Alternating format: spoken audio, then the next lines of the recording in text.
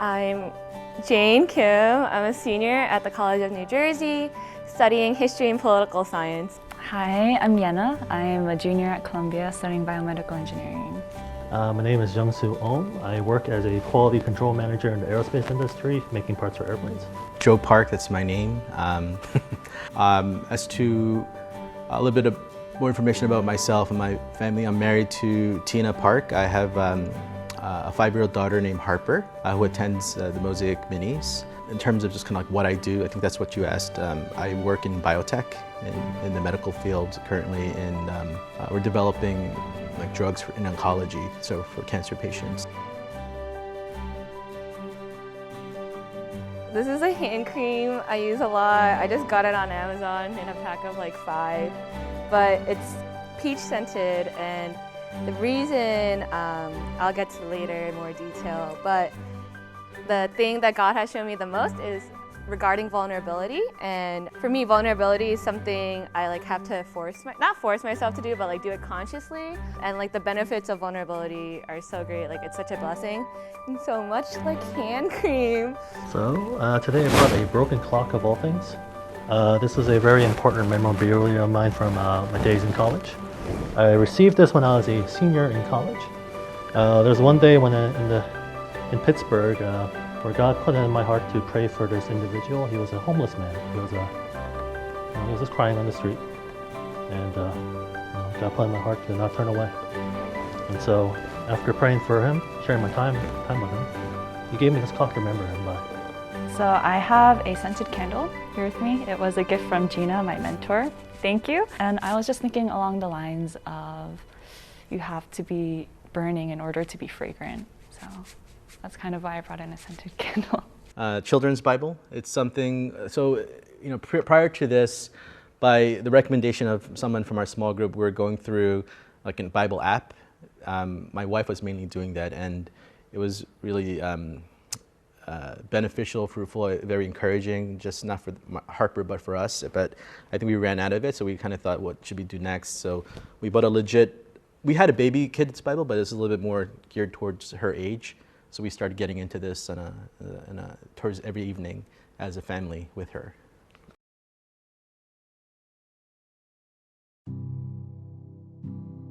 This past year was about vulnerability, like I just said. So for me, I was really good at like faking vulnerability because I like grew up in the church, so I could do like this, oh yeah, I'm being vulnerable, but it's really just surface level things. I hated being like genuinely like, oh yeah, this is like what's in the depths of my heart, this is what I'm struggling with.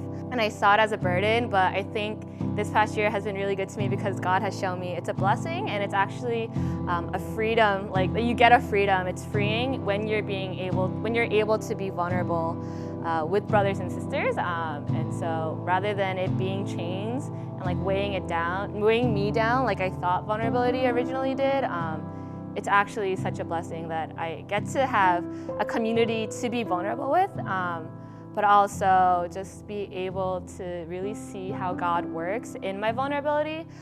So yeah, it's a blessing and a gift.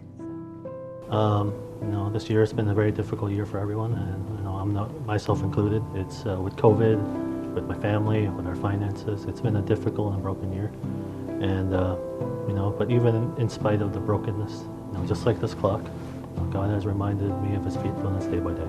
I just think that for me personally, I'm a person of comfort, so I don't willingly put myself into fire, but I think God put me through the fire, and I'm actually really thankful for that because I don't think I could have done it on my own. And I think through that, He's been able to refine me and make me a more fragrant offering.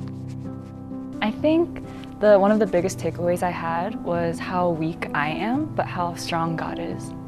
So, yeah. This is sort of like, it represents like family, right? And sort of how we continue to encourage Harper outside of just the church setting, where she has opportunity to, learn about God and how to live your life as a child of God. But it reinforces for Tina and I, as we go through, in the kid's sense, as a children's Bible, how to apply it, and meditate on it. To take time, whether it's in the morning, for us it's the evening, to reflect on God's word to remind us as to where we stand with God and how we can be better.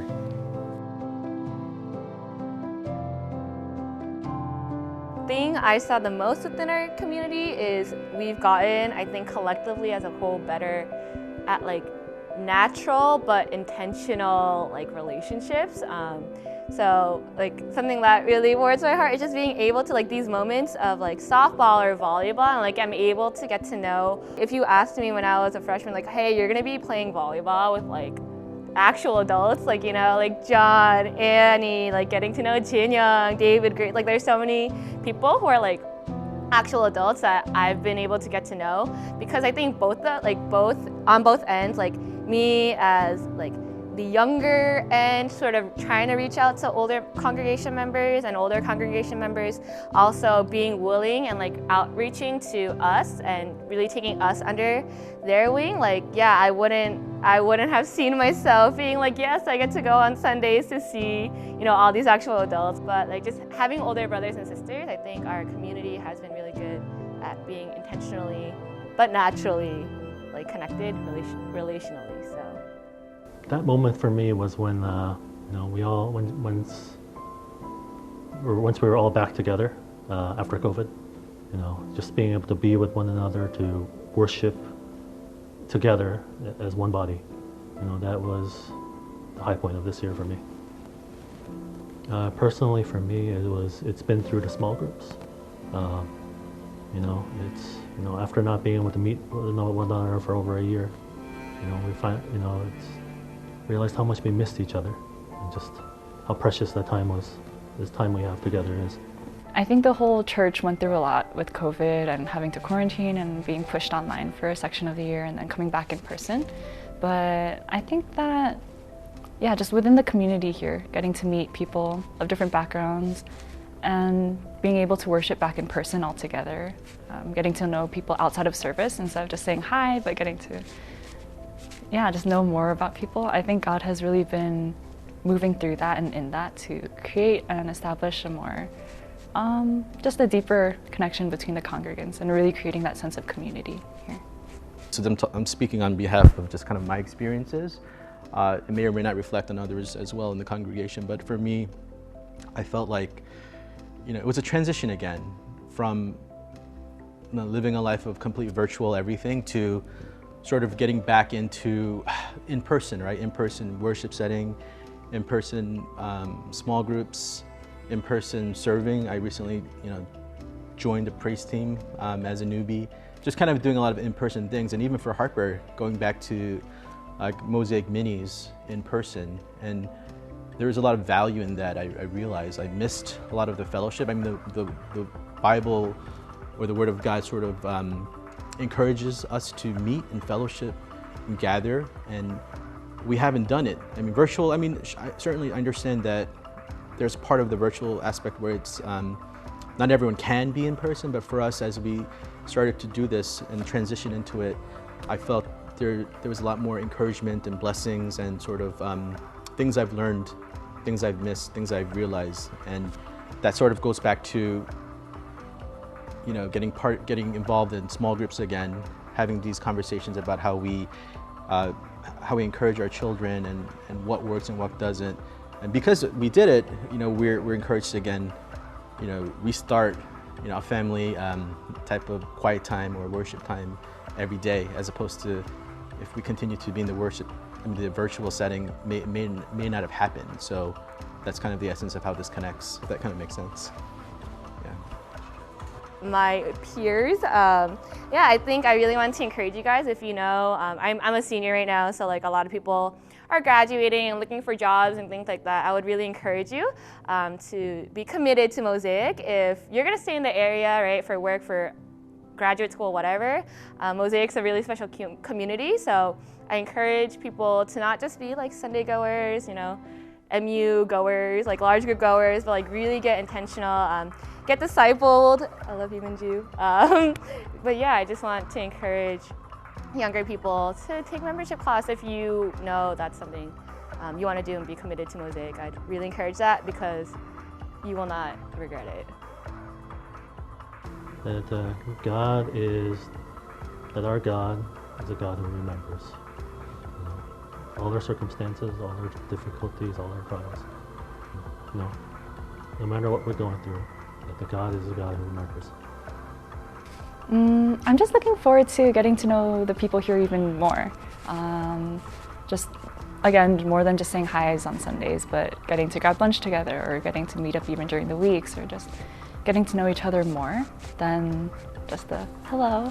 I'm really excited for that because I think we have a lot of really amazing people here. I think this probably goes out to like all the leaders and people that are serving, and especially for those that are serving in the background that are not even noticed. Like, thank you. You know, I think there's an aspect of how it affects those, you know, that are sometimes just members or we're not ready to get back into it. It's certainly been an encouragement to myself and my family, and we're very thankful that, you know, you're doing it. And, you know, I encourage others to think about just kind of how we can serve. It doesn't have to be something with, you know, a great deal of commitment. There can be baby steps to it, but hopefully others are encouraged. So those who are continuing to work and have worked throughout the past few years or the past year, you know, it's not for nothing. You know, it certainly had an impact for us, and I'm sure for the others as well. Thank you, and I love you.